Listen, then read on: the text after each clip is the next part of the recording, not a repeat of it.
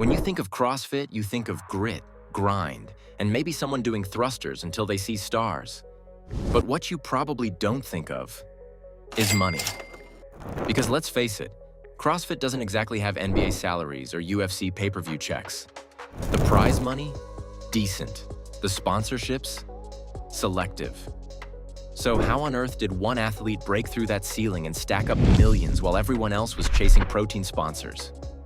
Was it pure dominance on the competition floor? A brilliant business play? Or did they just out-hustle everyone when the cameras were off? Let's break down the rise, the revenue, and the riches. Because the richest athlete in CrossFit isn't just fit. They're financially elite. When it comes to CrossFit legends, the list is stacked. There's RichFroning, the original king, 4-time champ, built an empire with Mayhem Nation and basically printed CrossFit royalty on his forehead. Then there's Fraser, 5 straight wins and a training empire with HWPO. Sponsorship deals, book launches, and his own line of supplements. And don't count out Tia-Clair Toomey, 6-time champ, Olympic athlete, apparel deals, and now dipping into high rocks. She's not just the fittest, she's marketable. Any of these names could easily sit on top of the money mountain. But only one athlete holds the crown as the wealthiest in the sport. So, who actually made the biggest bank? The richest athlete in CrossFit history is none other than Fraser. The man didn't just win 5 straight CrossFit Games titles. He walked away and built a fitness empire so big, he's making more now than when he was competing. Let's break it down. HWPO Training. His premium programming brand went from just workouts to a full-scale media and coaching business. Thousands of subscribers pay monthly fees ranging from $40 to over $100 a month. Multiply that across athletes in over 100 countries, and you've got millions in recurring revenue. Merch and apparel. HWPO apparel drops consistently sell out. Limited releases, hype-driven marketing, and exclusive collabs with big brands like Nike. Fraser's name is now a streetwear brand for athletes. Podium Nutrition. Co-founded with Matt O'Keefe and Heber and Marston, aka the Buttery Bros. Podium launched as a high-end supplement brand and quickly landed in retail chains like GNC. With pro-level marketing, product drops, and athlete partnerships, it's likely valued in the multi-millions. Best-selling book? Hard work pays off was more than a slogan. It became a business tool. The book hit #1 in several fitness categories, netting royalties and giving him a credible platform for speaking, consulting, and brand development. Investments and media.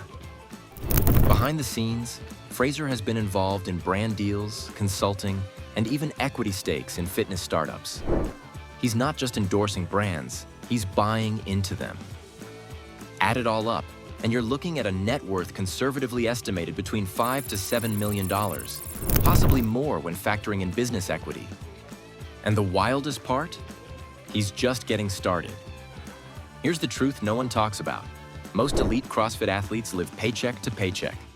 Let's look at some of the biggest names. Justin Medeiros, a 2-time champ, young, marketable, insanely talented. But his brand presence? Minimal. His YouTube vlogs have die-hard fans, sure, but no major business ventures, no product lines, no monetized ecosystem. James Sprague, the newest, fittest man on earth. Great story, big heart, tons of potential. But unless he turns this title into a business, the money stops when the leaderboard updates. Even Tia-Clair Toomey, the GOAT herself, is incredibly dominant. Yet most of her income has come from sponsorships and apparel collabs. She's a powerhouse, but she hasn't built a standalone business at Fraser's scale. And RichFroning? The closest comparison. 4-time champ and founder of Mayhem Nation.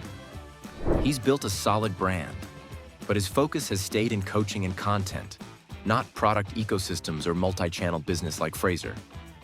That's the gap. While everyone else was training for the next rep, Fraser was training for the next revenue stream. That's how you become the richest in CrossFit. You don't just chase medals, you build something bigger. So here's the question. Is Matt Fraser's fortune just the beginning?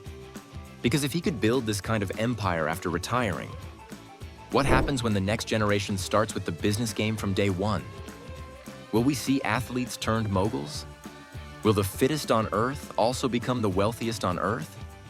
Or is Fraser just a once-in-a-lifetime anomaly? One thing's for sure, in a sport built on intensity, discipline, and grit, Fraser added a fourth element: strategy. And when it comes to the money game, he's still winning.